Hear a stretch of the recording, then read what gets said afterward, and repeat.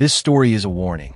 Not every secret should be told, especially the ones that follow you until your last breath. I don't have much time left. The doctors say it's only a matter of days. But before I die, there's something I need to confess. My name is Daniel Reeves.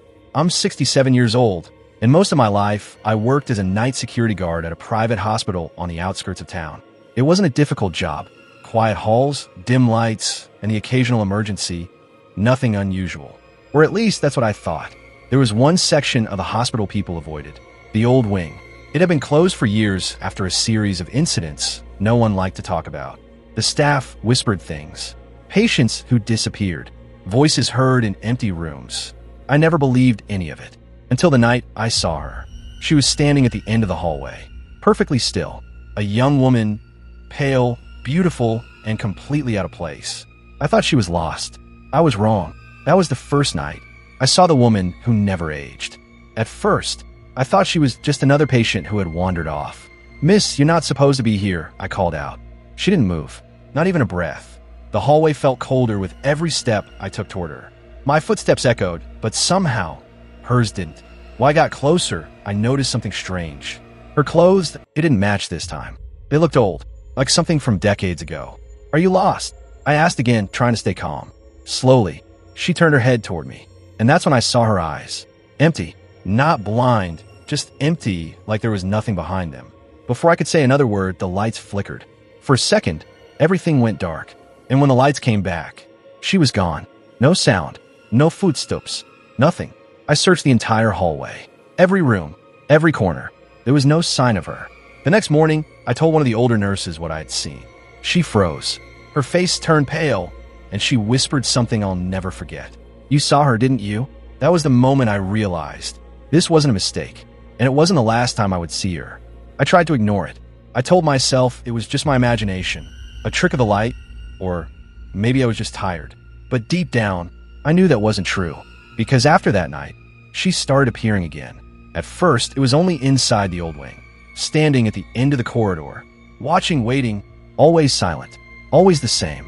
But something about her began to change. Every time I saw her, her clothes were different, older, like she belonged to a different time each night. One night, I saw her wearing what looked like a hospital gown from the 70s. Another night, it was even older, almost like something from the 40s. But her face never changed. Young, perfect, unnatural. That's when the fear truly began. I went back to the nurse, demanding answers. At first, she refused to speak. But when I told her the details, the way the woman looked, the empty eyes, she finally broke. "There used to be a patient," she said quietly. "A young woman, admitted many years ago. She never left."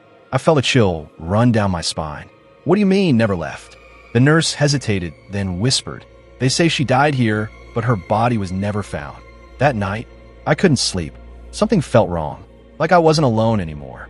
Around 3 a.m., I woke up suddenly. My room was freezing cold, and then I heard it. Footsteps, slow, deliberate, coming from inside my own house. I held my breath, listening carefully. Step, step, step. They stopped right outside my bedroom door. And then, very slowly, the door handle began to turn. I couldn't move. My entire body felt frozen as I stared at the door, watching the handle slowly turn. Then it stopped. Silence filled the room. For a moment, I thought maybe it was over. Maybe whatever it was had left. But then, I heard breathing. Soft, slow, right on the other side of the door. I forced myself to get up. Step by step, I moved closer. Every instinct in my body was screaming at me to run. But I didn't. I grabbed the handle and pulled the door open. The hallway was empty. But at the very end, she was standing there, the same woman, watching me. Only this time, something was different. Her head tilted slightly, and for the first time, she smiled. A cold, unnatural smile. And then she spoke. Her voice was barely a whisper, but I heard it clearly. "You saw me, so now I see you." After that night, everything changed.